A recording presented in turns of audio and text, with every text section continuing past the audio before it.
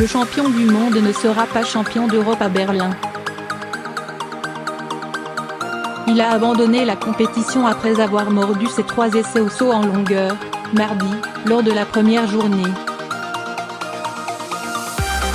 Kevin Mayer ne sera pas champion d'Europe du décathlon au stade olympique de Berlin. Accroupi sur le sautoir et la tête enfouie entre ses mains pendant de longues secondes, il n'en revient pas lui-même. Ultra favori, il vient de laisser filer une médaille d'or qui ne pouvait pas lui échapper. Son rival le plus affirmé étant le Canadien Damian Warner, sa marge vis-à-vis de ses adversaires européens semblait indécente. Après seulement 2 épreuves, le constat est cruel et implacable. Pour les non-initiés, le champion du monde a abandonné toute chance en mordant, mardi 7 août, ses 3 essais au saut en longueur. Avec un 0 pointé, qui le rend certain de terminer dans les profondeurs du classement, il a décidé de jeter l'éponge et d'abandonner.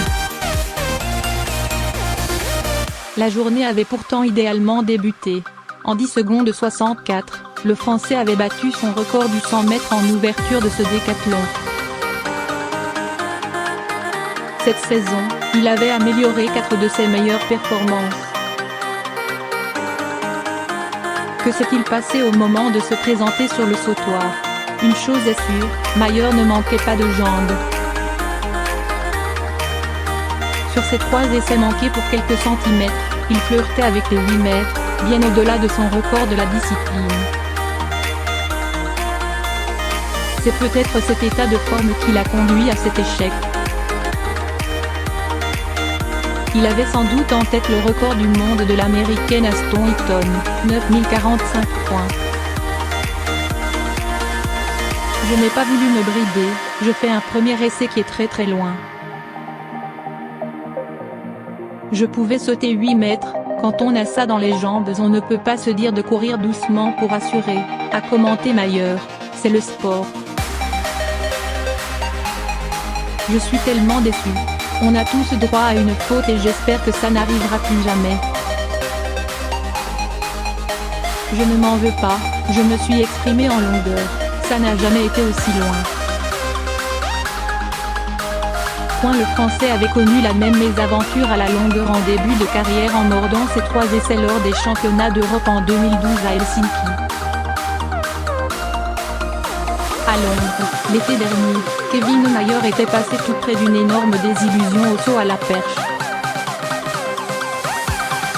Il n'avait franchi 5,10 mètres qu'au dernier essai, en touchant la barre. Juste avant le début des championnats d'Europe, conscient de sa supériorité sur la concurrence, il avait lâché cette prémonition funeste. Comme on a cette marge, on a encore plus peur de faire 0.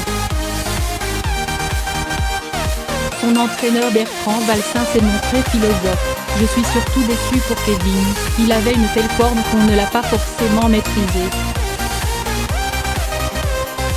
C'est pas allé dans notre sens, on avait eu de la réussite l'an dernier à la perche, là ce n'est pas allé dans notre sens. Ce n'est finalement pas dans l'épreuve la plus imprévisible du décathlon que l'athlète a trébuché mais à la longueur, une spécialité qui nécessite également quelques réglages. Le problème était peut-être aussi un peu collectif, dans la prise de marque, puisque les 2 autres Français engagés, Ruben Gado et Romain Martin, sont également complètement passés à côté de leur concours. Commentateur indéboulonnable de l'athlétisme sur France Télévisions, Patrick Montel n'a pu retenir son émotion devant ce coup de Trafalgar, mais arrêter les coups de massue, c'est du jamais vu pour l'athlétisme français je vous l'assure. Avec les forfaits de Johan Diniz et Christophe Lemaître, l'athlétisme tricolore perd, avec la contre-performance de Kevin Mayer, une nouvelle chance majeure de titre.